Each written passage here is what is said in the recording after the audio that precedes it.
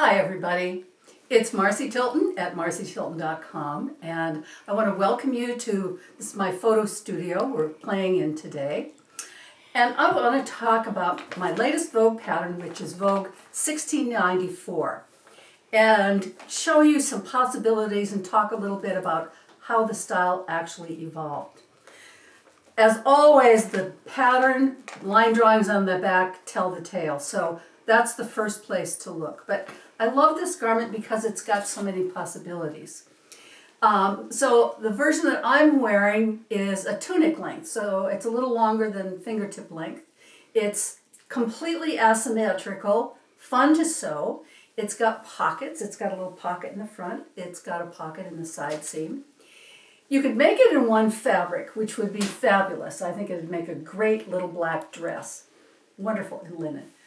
But I want to show you how the pattern actually evolved and what the fabrics I used were. So my first version, and I have to say this dress was inspired by a dress I saw in Paris made by Marnie, and it was much more complicated than this, but it really sparked me. So the first version, I used one of our digital linens like you see on the mannequin. And the neckline at that point was round. And I experimented with doing a facing to the outside, which I determined to be too complicated for the pattern. But for those of you who are super sewers, this is something that you can figure out and do. I also used some hand embroidery. I've been playing around with using little bits of hand embroidery. And what I found was the perfect kind of pop for this wild print, because I'm not really such a wild print kind of girl, was to use men's shirting fabrics. So with this fabric, I picked, so this is our Bellagio digital linen, and I pulled just small quantities of gray and white, black and white shirting fabric that are very similar to what I used on this garment. So that was the first generation. The second generation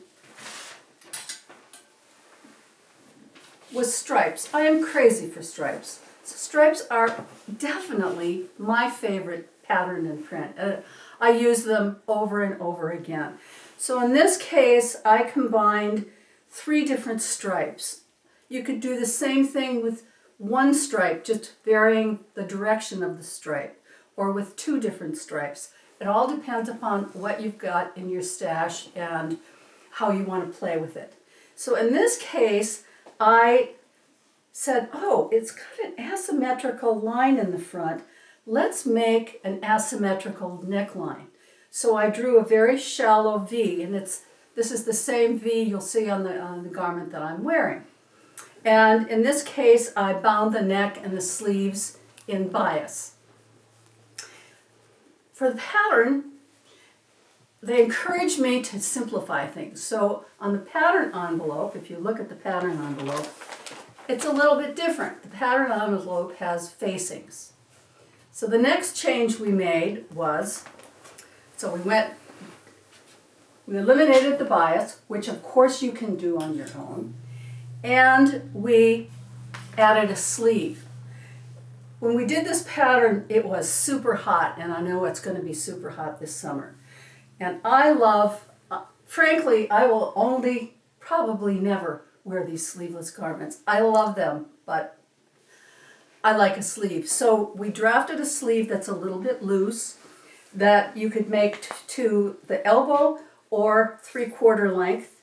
And so that it would be cool, I used 1 layer and then finished the seam with a little flash of bias binding. So the garment I'm making uses these wonderful Indian ikat. We've got a whole selection of them. And if you want to do it in an ikat, buy a grouping, buy a yard of 3 or 4 and then play with it. I got a pair of pants out of what was left over, which was great. If you're going to use a stripe, here I've got a grouping of purple shaded men's shirtings. We really beat the bushes to find some great men's shirtings, which are beautiful. They feel like silk. They're lovely.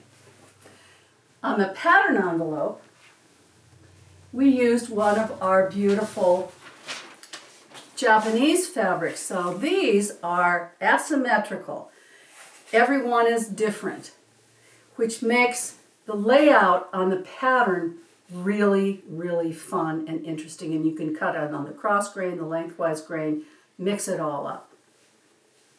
One final little secret I want to share with you, and that is, when I'm doing this, how do I keep everything straight? If I'm going to do a garment like this with all these different fabrics, I really think about where they're going to go.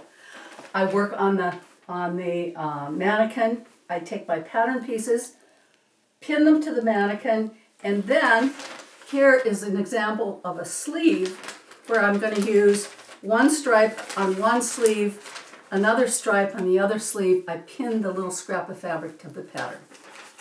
So that's it for today. I hope you enjoyed it. Come shop with us. We love our customers, marcytilton.com. And stay tuned. We're going to do more of these. Let us know what you think about it. Thanks.